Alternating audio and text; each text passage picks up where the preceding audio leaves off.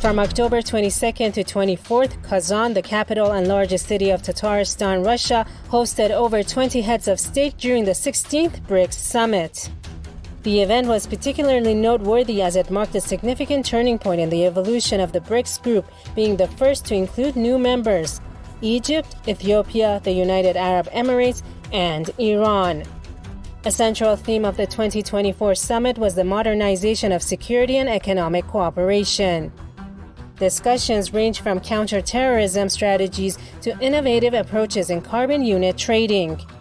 Furthermore, the summit tackled pressing security issues, including cybersecurity, terrorism, and regional stability. What implications will the inclusion of new members, particularly Iran, have on the future direction of BRICS? What specific economic benefits can Iran as a full member expect from BRICS? How will Iran's formal inclusion in BRICS affect the group's stance on global issues? What role will Iran play in shaping the group's agenda, particularly regarding security challenges like terrorism and regional stability? How might Iran's membership influence BRICS' approach to energy cooperation and resource management among the member states? These and more on this edition of Iran Today. The 16th summit was held under the theme of strengthening multilateralism for equitable global development and security, with participation from member nations and approximately 30 other countries commonly referred to as the Global South.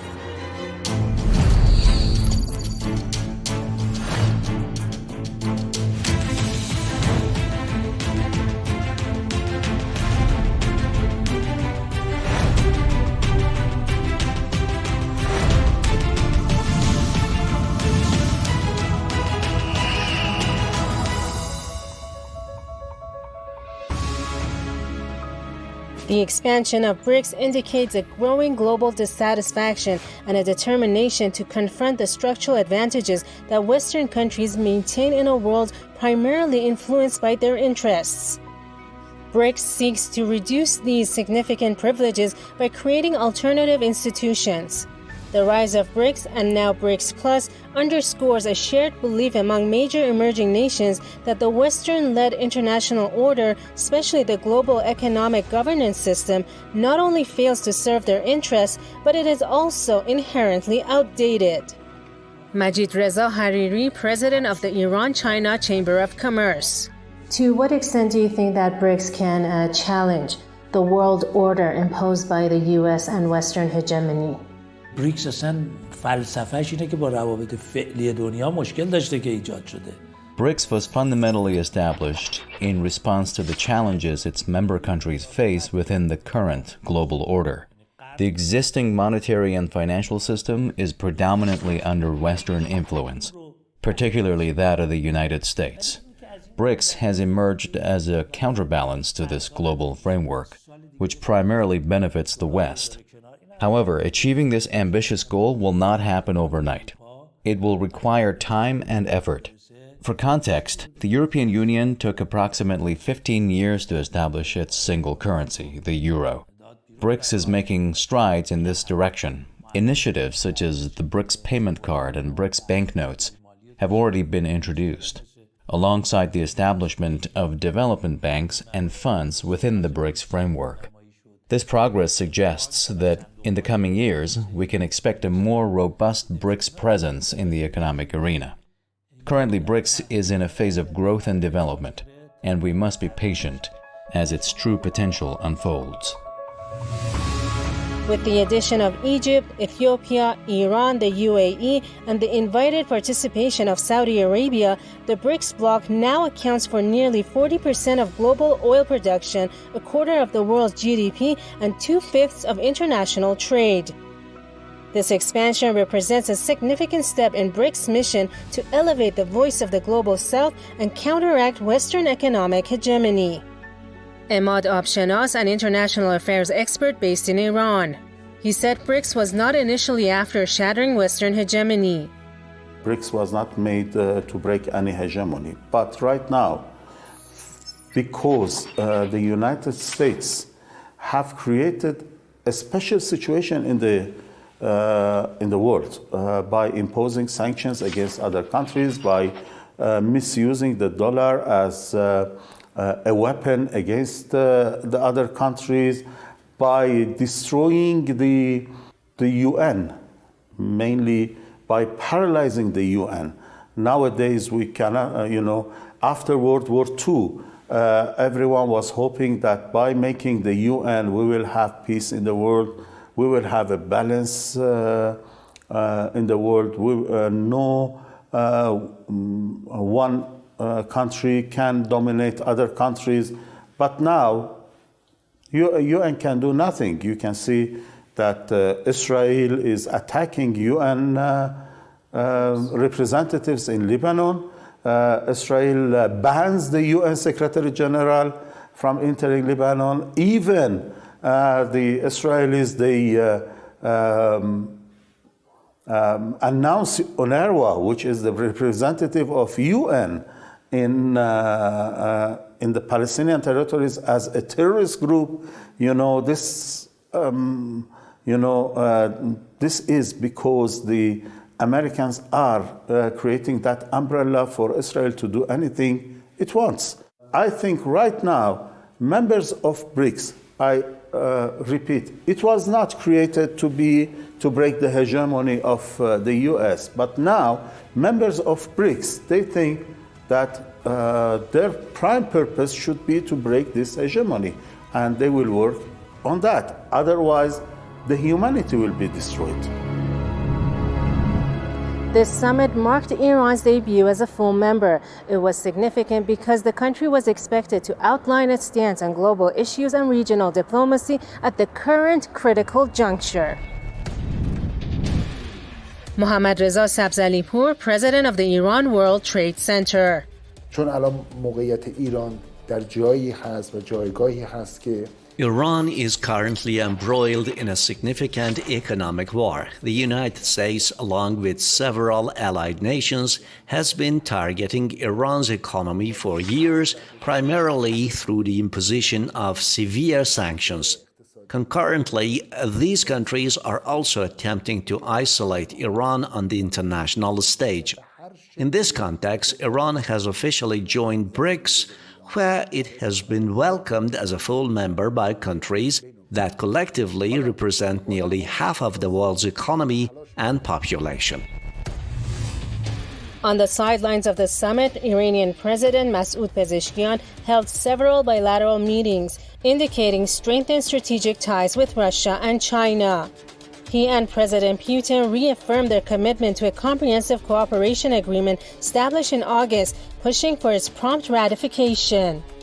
Iran's growing relationships with Russia and China, bolstered by its membership in the Shanghai Cooperation Organization and BRICS, reflect a significant geopolitical shift, highlighted by a 25-year partnership with China signed in 2021.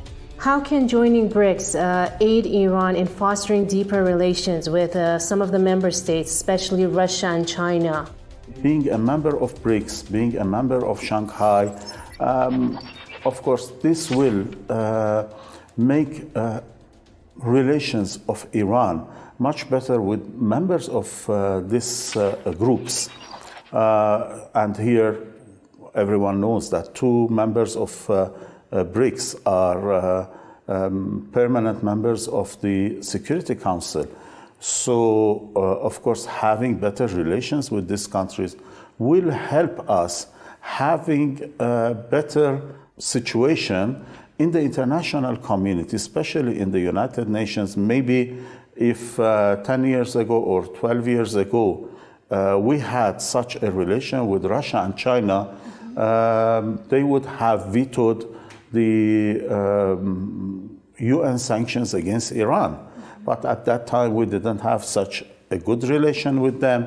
So they were just balancing their relations with the West and with Iran. So they didn't use their veto right.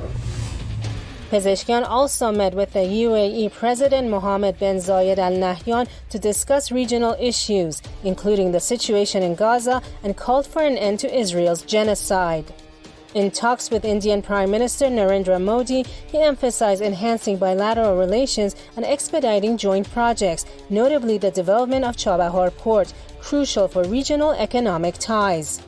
Modi expressed India's commitment to improving trade with Iran and fostering peace. Additionally, Pezeshkian met with Egyptian President Abdel Fattah al-Sisi to discuss regional security and the need to prevent escalation in Gaza and Lebanon, while condemning Western support for Israel. He also engaged with leaders from South Africa, Belarus, and Venezuela, who collectively opposed Western hegemony and advocated for increased cooperation among independent states to counter economic sanctions and pressures. What are the important aspects of President Pezeshkian attending the recent BRICS summit? The Iranian president held meetings and engaged in friendly private discussions with some 6-7 other heads of state attending the Kazan summit. If we were to meet each of these officials separately, it might have taken us a long time. However, we witnessed how smoothly these meetings were conducted. For instance, consider the meeting between President Pezeshkian and the President of Egypt. The relationship between their countries has been strained for years, and high-level meetings are quite rare. Nevertheless, at the recent BRICS summit, a valuable opportunity arose for a warm meeting and dialogue, effectively breaking the ice in their relations. Similarly, despite the UAE's unfounded claims regarding Iran's sovereignty over 3 islands in the Persian Gulf and the expectation of heightened tensions between the two nations, the presidents of both countries held a friendly and face-to-face meeting. The president of the UAE expressed a strong desire to visit Iran and engage in constructive discussions in the country. These face-to-face meetings and the resolution of tensions with BRICS member states are among the notable achievements of participating in this organization. Iran's full membership in BRICS stands out as one of the late President Raisi's most significant achievements in the realm of multilateralism.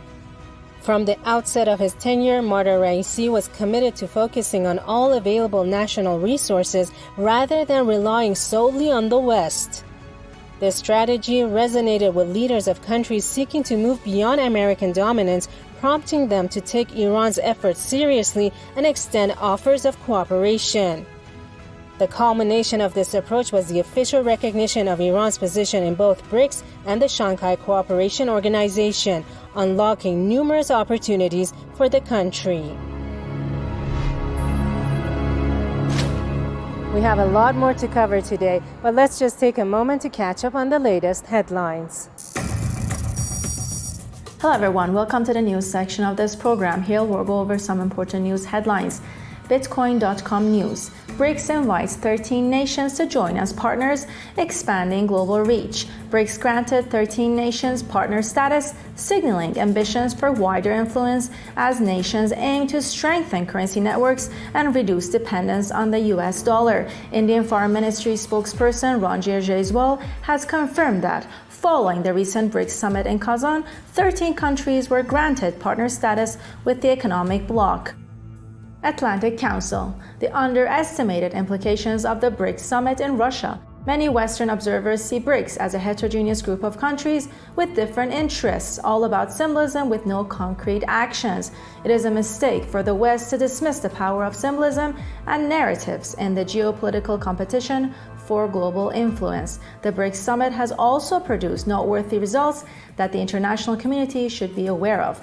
BRICS flagship project promoting the use of local currencies to settle cross-border trade and investment transactions is gradually gathering momentum.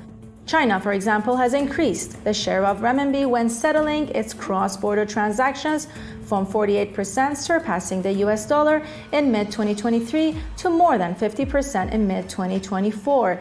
In short, BRICS, or BRICS Plus, as some observers and officials have referred to the expanded group, is here to stay. Other countries, including Western ones, need to figure out how to deal with it. Noor News: Iran-Russia defining role in the actualization of plans of BRICS. Iran's ambassador in Russia, Qasem Jalali, said Iran and Russia are two important members of BRICS, and the quality of their relationship can have a defining role in developing the plans of BRICS. According to Qasem Jalali, Iran and Russia have a joint approach concerning general political issues, mainly regarding countering monopolies and fighting terrorism. The two countries have similar viewpoints about regional and international issues. Based on these issues, their relationship is developing on a regular basis day by day. Bruegel: BRICS is becoming a more solid construction. BRICS has grown from 5 to 9 official members since the beginning of 2024, and the group summit in Kazan, Russia from 22nd to 24th of October was revealing about its main intention, changing the global order for the benefit of the Global South as represented by BRICS. The West and the rest of the world should pay more attention to the BRICS, not only because it is growing its size, but also because it is evolving into an anti-Western bloc with the firm intention of changing the global order. China's dominance of the group, with Putin's able support, makes it even more urgent for the West to watch and also to react with a better offer to the countries of the Global South. And thank you for joining us in this section. Please do stay tuned for the main narrative.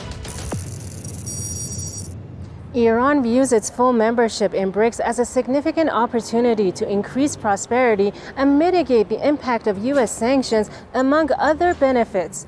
But how can BRICS benefit from Iran's membership? Is the relationship mutually beneficial?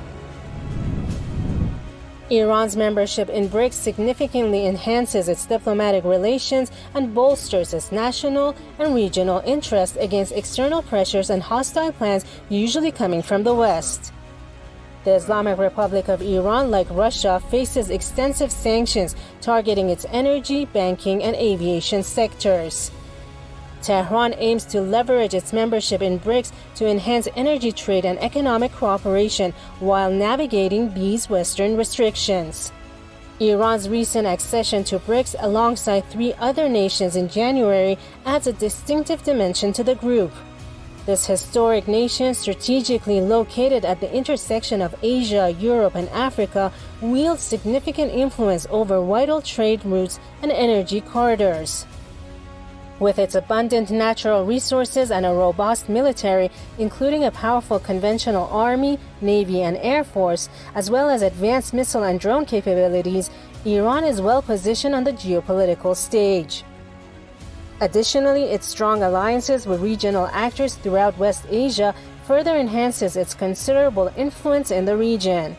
What does Iran have to offer to the bloc?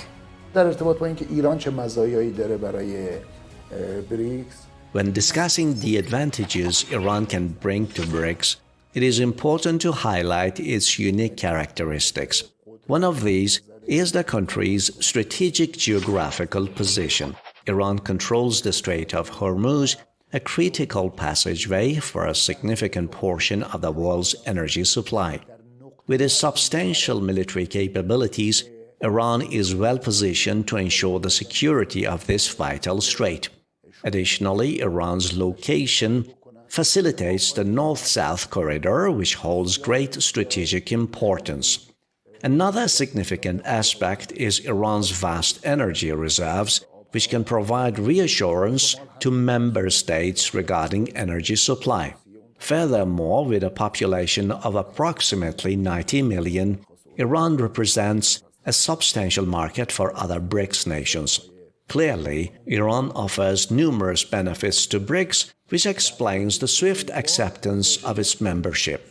Let us not forget that Turkey has also applied for BRICS membership, but its request has been denied.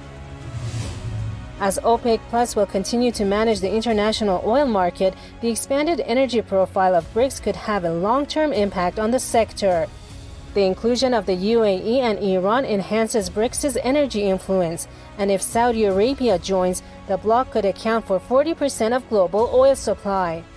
The presence of major oil exporters alongside significant importers like China and India, who oppose Western sanctions on Russia, underscores BRICS' potential to create alternative trade mechanisms that bypass the US dollar and the financial dominance of the G7. Kambiz Mirkarimi of the Iran-Russia Joint Chamber of Commerce. He told us that de-dollarization is just part of BRICS' long-term economic plan. فقط بحث جایگزین دلار نیست، دو تا بحث دیگر رو در حوزه پولی و مالی. BRICS focuses not only on de-dollarization but also on significant advancements in the monetary and financial sectors. One example is the BRICS New Development Bank, which provides loans similar to the IMF and has already lent billions to its members. Another initiative is the Precautionary Reserve, a liquidity management plan agreed upon by key BRICS nations. New members, including Iran, can also participate in this reserve to help control inflation. While the IMF often withholds support from developing countries for political reasons, BRICS offers them access to essential financial services. Meanwhile, Iran has enhanced its trade balance by joining the BRICS member countries. In the first 5 months of this year, nearly 37 million tons of goods valued at $25.1 billion were exchanged between Iran and both current and new BRICS members, representing 52.4% of Iran's foreign trade volume and 57.7% of its total foreign trade. خود بریکس بزرگترین The largest energy suppliers in the world, specifically Russia and Iran, are members of the BRICS. Similarly, the largest current energy consumers, namely China and India, are also part of this group. This presents a significant opportunity. Consider the population of BRICS. Its member countries account for nearly half of the world's population. This demographic represents a substantial market, translating into promising economic prospects for BRICS nations. Importantly, the economics of BRICS member countries are complementary. They're not identical, but are structured in a way that fosters mutual dependence for prosperity. For instance, Iran, the United Arab Emirates, and Russia are major exporters of raw materials, while China, India, Brazil, and to a lesser extent South Africa are significant importers of energy and raw materials on a global scale. This dynamic facilitates easy collaboration among these nations. The BRICS coalition of emerging economies is evolving into a new global center of influence as the members strive to challenge Western dominance and unilateralism. In this light, the group can be seen as a huge resistance group with immense potential. BRICS is viewed as a key advocate of multilateralism by its official members and the nearly 30 countries that have applied for membership. Its initiatives to reform the global financial and economic structure are significant. By late 2023, the BRICS-led New Development Bank had committed nearly $35 billion to over 100 projects, primarily focused on infrastructure and sustainability. This financing, increasingly in local currencies such as the Indian rupee and Chinese yuan, provides a critical alternative to Western institutions like the World Bank and the International Monetary Fund, and it may also contribute to a shift in the global currency system. To what extent do you think that de-dollarization efforts will prevail and be taken seriously? And do you think that this goal and aim is attainable? If the dollar were not used as a political tool by Western leaders, it could serve as a stable global currency. However, trust in the dollar has declined, leading governments to explore alternative currencies for greater security and reduced economic risk. With its considerable economic strengths and a collaborative perspective, unlike the top-down approach of the US, BRICS has the potential to introduce a credible currency to the world. Additionally, BRICS nations are developing a blockchain-based payment and settlement systems like BRICS Bridge, which aims to serve as a politically neutral and technologically advanced alternative to SWIFT. Discussions are also underway about establishing a BRICS-wide currency, potentially linked to gold and a basket of the member nations' currencies. BRICS aims to lower transaction costs among its member countries. Establishing a SWIFT-like system or using national currencies for settlements is crucial to reducing costs and circumventing sanctions especially for countries like Iran and Russia facing severe restrictions. The dollar's diminished status has prompted nations to seek alternatives, and they have made progress in this area. The summit concluded with the release of a 32-page final declaration which emphasized BRICS solidarity and strategic partnerships, with leaders committing to fostering peace, a fairer international order, and sustainable development. It addressed various important topics, including the criminal actions in Gaza. A section of the declaration stated, "We reiterate our grave concern at the deterioration of the situation and humanitarian crisis in the occupied Palestinian territory. In particular, the unprecedented escalation of violence in the Gaza Strip and in the West Bank as a result of the Israeli military offensive, which led to mass killing and injury of civilians, forced displacement, and widespread destruction of civilian infrastructure." One of the noteworthy aspects of this round of the BRICS summit was that it concluded with the member states condemning the Israeli aggression and crimes. What is your take on this issue? Well, this is one aspect of Iran being member of BRICS. You know, if Iran wasn't a member of BRICS, maybe this issue would have not been discussed in the summit. But because Iran was a member of BRICS, so Iran played a very significant role in putting this issue on the calendar and, of course, lobbying with other members to condemn Israeli aggression against Palestine. Probably everyone knows that some members of BRICS, they have good relations with Israel. But even though Iran was able to lobby with these countries to condemn the Israeli aggression against the Palestinians. And this is the result of being a member of this group. No doubt the world is experiencing significant changes, and BRICS, with its vast population, size, economy, and influence, has the potential to act as a catalyst in establishing a new security framework on the international stage to enhance future global order and stability. Once upon a time, Spain and Portugal were the unrivaled powers of the world, dominating economic, political, and military spheres. However, England eventually rose to power and maintained its dominance for an extended period. After World War II, global power dynamics shifted, resulting in a division between the Western and Eastern blocs, with the United States on one side and the Soviet Union on the other. Following the collapse of the Soviet Union, the United States emerged as the recognized sole superpower. Today, however, the world teeters on the edge of a new world order.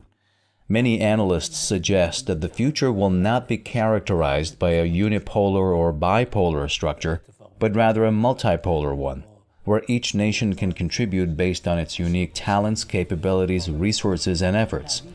This new order has the potential to guide the world toward greater justice for all.